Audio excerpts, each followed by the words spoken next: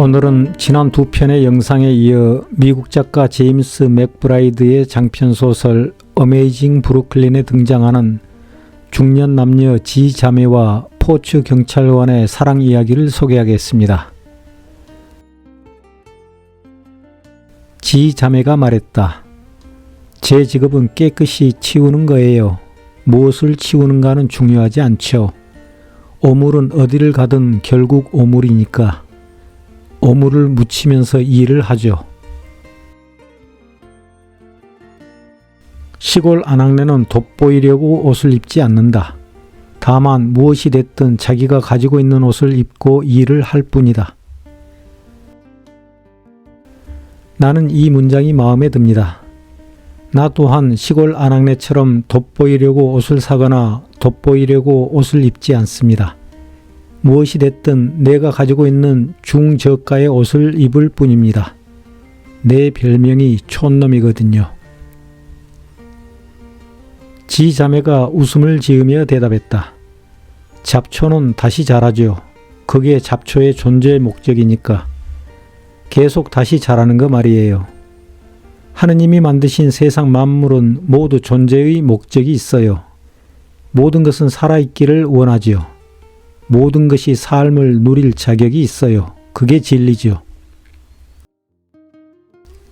모든 것이 삶을 누릴 자격이 있다면 잡초는 왜 죽이는 거요? 지자매가 깔깔 웃었다. 지자매는 이런 식의 대화를 좋아한다. 글쎄요, 잡초들이 자라게 놔두는 것도 괜찮겠네요. 지자매가 말했다.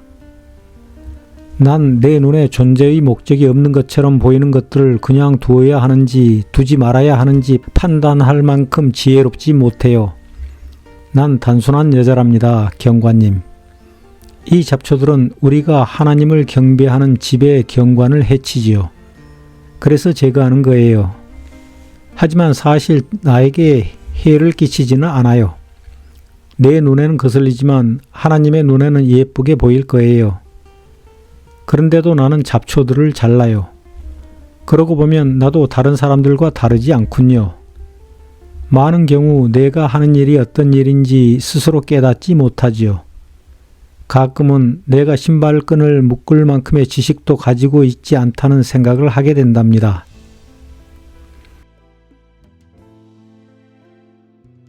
우리는 닮은 꼴이요.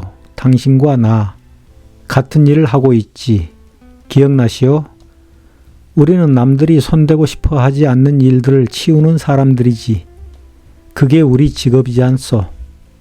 사람들이 어질러 놓은 것을 치우는 일. 지자매는 시선을 떨구고 발로 흩어진 잡초들을 쓸었다. 다시 시선을 들어 앞을 보기가 두려웠다. 그가 어서 가주기를 바라는 마음이었다. 그를 향한 마음을 스스로 감당하기가 너무 벅찼기 때문이다. 하지만 동시에 그가 좀 더 있어 주기를 바랐다. 아쉬움 때문이었다. 각기 반대 방향에서 몰아치는 두 개의 커다란 파도가 맞부딪히는 느낌이었다. 그녀는 오물을 치우고 그는 나쁜 사람들을 쫓는다. 그녀는 청소부고 그는 경찰이니까. 두 사람 모두 사랑을 이야기하고 있었지만 말로 규명할 수 없는 마음, 그 특별한 무엇, 그 특별한 노래는 서로에게 전해지지 않았다.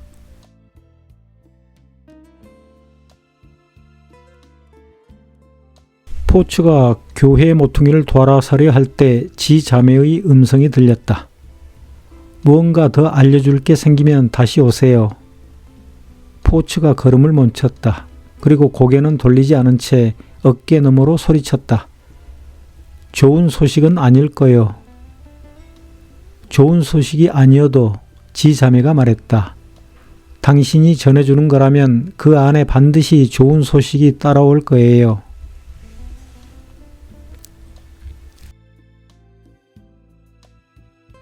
아이들을 데리고 캠핑을 가서 마시멜로를 구워 먹는다고 해서 보이스카우트가 되는 건 아니요. 맞는 말입니다. 성형으로 얼굴을 뜯어 고친다고 해서 표절로 박사학위를 받는다고 해서 현모양처가 되는 것도 지성인이 되는 것도 아니랍니다. 나이가 들면 남는 게 상상력밖에 없어요. 나이가 들면 사람들의 기억은 자신의 이해관계와 상상과 망상이 뒤섞이면서 왜곡되어 갑니다. 그래서 나는 노인들 자신의 옛날 이야기를 곧이곧대로 믿지 않습니다. 특히 사업가들의 성공 스토리를 나는 믿지 않습니다.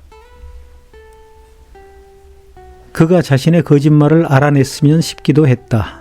그러면 그가 다시 와야 할 거고 지자매는 포츠를 또 만나고 또 만나고 또 만날 수 있을 테니까. 교회에서 처음 그를 만났던 날처럼 그가 미소 지으며 낮고 부드러운 음성으로 농담하는 모습을 볼 수 있다면 계속 거짓말을 할 수 있을 것 같아.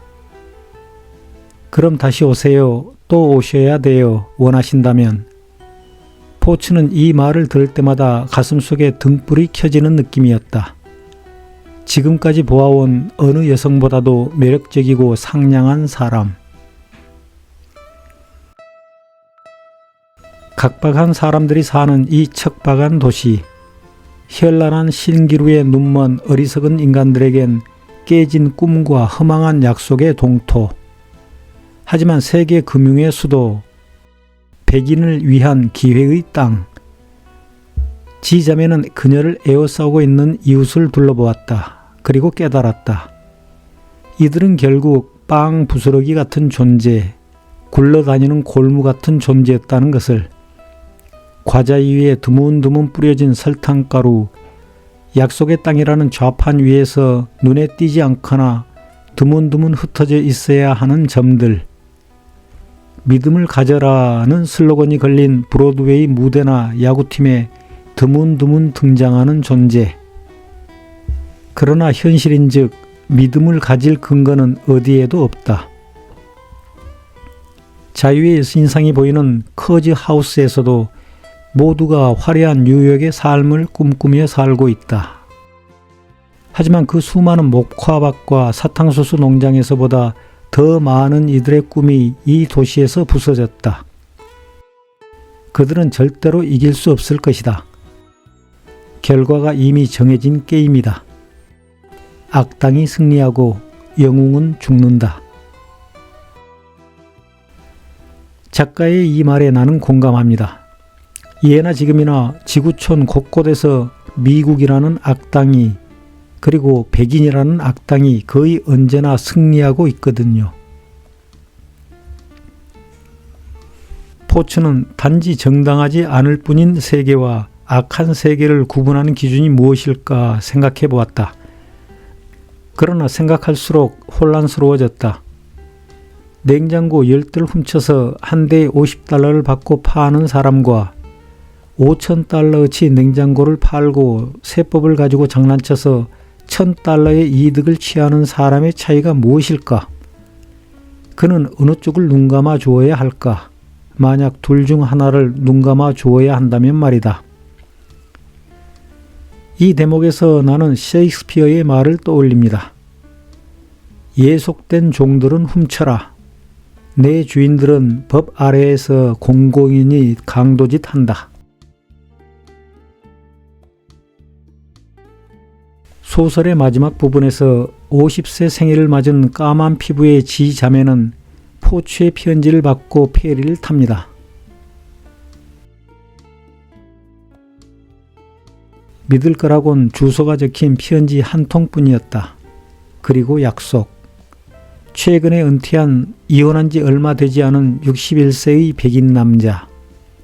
생애 대부분을 그녀처럼 다른 사람의 오물을 치우느라 정작 자기 자신을 위한 시간을 가져보지 못한 한 남자의 약속이었다.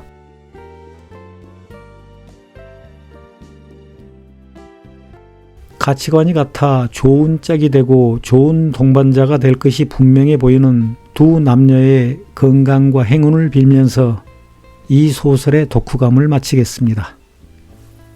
감사합니다.